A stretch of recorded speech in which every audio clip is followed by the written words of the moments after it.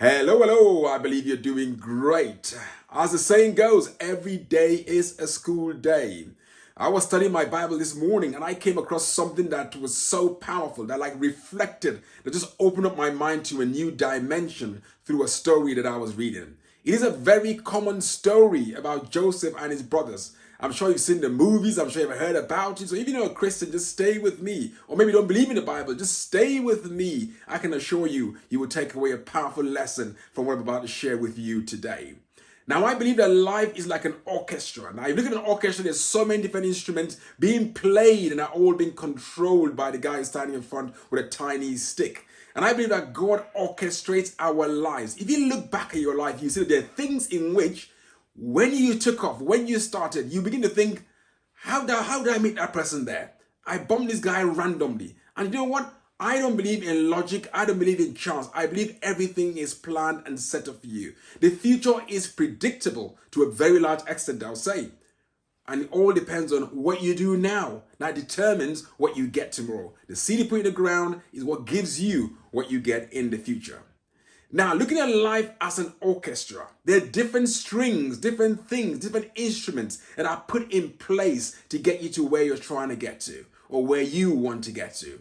Now, let's go back in the story of Joseph. Joseph had a dream that he became king and his brothers bowed down before him. That's mainly what the dream meant. There were two separate dreams he had about the moon and the stars bowing down before him. There was one he had about the sheaves. He was making sheaves in the farm and his own stood up and his brothers' own were bound down to his own sheaves. And when he told his father about it, his father thought, what's wrong with you, young man? Why you have this kind of talk?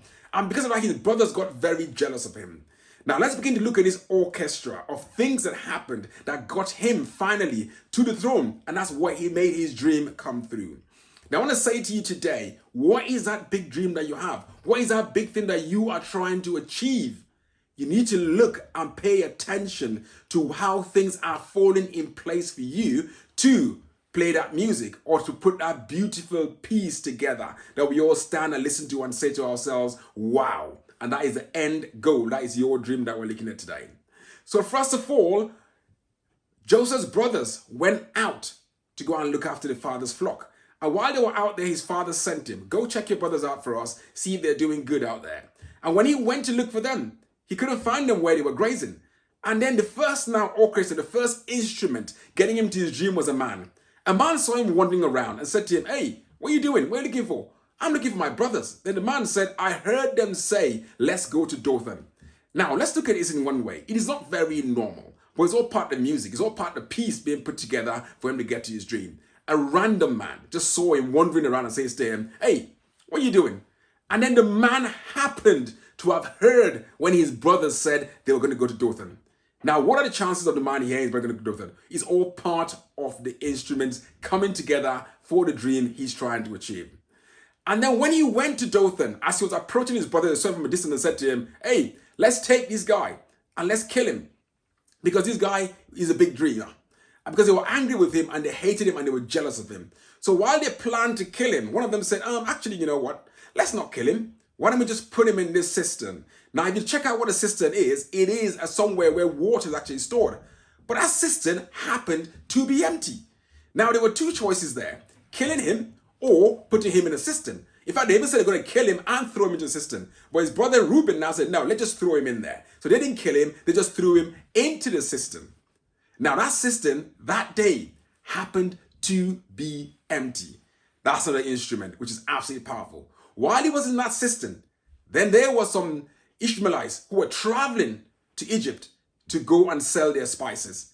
And while they were eating, they said, hang on here. It's not leaving this guy in the cistern. They were now trying to justify killing him, but maybe in a nicer way. Well, we didn't really kill him. We just sold him to the thief. But they knew there was chances that he was going to die as they sold him off as slaves. So they took him out of the cistern and they sold him to the Ishmaelites and off he went off to Egypt. And that was another thing. What is the chance that there will be Ishmaelites passing at that particular time when they sat down to eat their food? That is another instrument. Now it's all coming together. It's all coming together. So stay with me. We're getting there now. So as he went off to Egypt, Potiphar, who works with a king, now bought him as a slave. Now he was on his way to the palace because remember his dream. It was about him standing up and his brothers bowing down before him. So that means he was going to become a king. So of all the people that bought him while he was there in Egypt was somebody who worked in the palace. And then he went to his house and was working for him. Then his wife saw him. Hey, this young guy looks cool. I like him.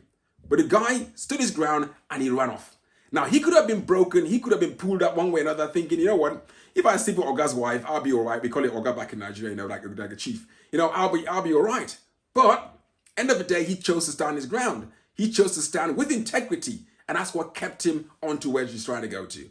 Now, if you take an extra lesson from there, you can see his integrity was what kept him standing. And that's what kept him on his path. Because easily, if he had gone off path to go and sleep with his chief's wife, you can imagine what would have happened to him. Straight away, I'm sure he would have gone straight to the firing squad and that would have been the end of his life. So the woman lied on him and then he was thrown into prison. Of all the prisons for him to be thrown into was the one in which the king's servants too were inside. King's servants who offended him and he threw them into prison because he was angry and they were all now in prison. And he happened to be in the same room with the king's servants. And while he was in that same prison, he could have been in any other prison cell. But that was the one that he was actually in. And even while he was in prison, he maintained his integrity and he was diligent in everything that he actually did. And then one day, the king's servants had a dream. And when they had the dream, he now interpreted the dream for them. He interpreted the dream for them, and they all came true. One was killed, one was released. And the one that was released now went back to the king. And he said to him, don't forget me when you get there. And while he was sitting in the prison, he thought, you know what, maybe this guy has forgotten about me because it took a while. But guess what? Everything has its perfect timing. There might be somebody out there who's promised you something, who you said to them, don't forget me when you get there. Maybe you're getting angry. Maybe you're bugging them because you think they've forgotten about you. Maybe you're even talking away and saying horrible things about them because you think, oh, they are forgotten about me. But the reality is the time. The Bible says in his time, at his own perfect timing. God's timing is always perfect. When it was time for him to come out of that prison, that's when the king had a dream. When the king had a dream, the king was troubled. And that was when the servant remembered, I remember this guy, Joseph. We were in prison with him. And that's when they called him out. He shaved, wore his nice clothes, looking nice and dapper. And off he went to go and meet the king. When he interpreted the king's dream, he didn't only interpret the dream, but he went one step further. Remember, the extra step, always go the extra mile. He went the extra step and he told the king how to solve that problem that he just told the king about. And that was him now on the throne. The king made him the governor, made him the second in command, put his ring on his finger, and he was carried around in the king's chariot. And then, as time went on, his brothers went to look for food in Egypt. And when they came into the palace, they didn't know it was him. And they bowed down before him. Now, that was a powerful dream he had. He went through several phases to get himself to that dream. When you look at when he was thrown in the pit, you think, oh, that was the end of it. The cistern was dry. But at that point, you might feel, I think I'm in a cistern at the moment. But guess what? It might be a place where God is actually preserving you. Because that cistern was actually what preserved him from being killed. Because guess what? There were two choices. Kill him or put him in a cistern. Yes, the cistern was not a good place, but it was a better place than where he would have been, which would have been dead, and he'll have dreamed, will have died with him. I spoke earlier about integrity, which is another segue I can put in there too. He stood his grounds. He stood his grounds. Now, the thing about dreams is, if you're shown the path of things to take you to that dream, you might decide, I don't want to do it. Because imagine Joseph. Imagine all he went through just to achieve that dream. And several times we give up along the way because we think it's too hard. I can't be bothered. As I said, you might be in a cistern. But guess what? What is the other option to the cistern? It was actually death. It was actually worse. So maybe in that cistern, you're in a better place. So what I want to encourage you to do today is pay attention. Pay attention to the orchestra of life. Pay attention to every instrument that comes into your life. Now, I can give you a personal story. My mentor, who has guided me powerfully along my speaking journey, along everything that I've been doing in and around the world, right from the year 2017. A great man, a great man. For some reason, he doesn't like taking pictures, but maybe one day I'm going to post about him too. He was met by a friend where we used to go to a Toastmasters meeting with in a Morris's restaurant where he was shopping. They had met before, but they now met for the second time. And he said to him, why don't you come and do a talk in our Toastmasters meeting? When he came to that meeting and did a powerful talk, and I reconnected with him. And then he called me a few times, but we never really connected until nearly a year later. Suddenly he would just out of the blue said, Victor. He dropped me a text message. We sat down, had breakfast, had a chat, and that was it. And now he has helped me restructure, replan, reorganize my life. He's played a significant role in the orchestra of me building myself over the years. Now, you might say that's random, but that's all about the orchestra of life. God is in control, putting together every single piece to take you to your dream.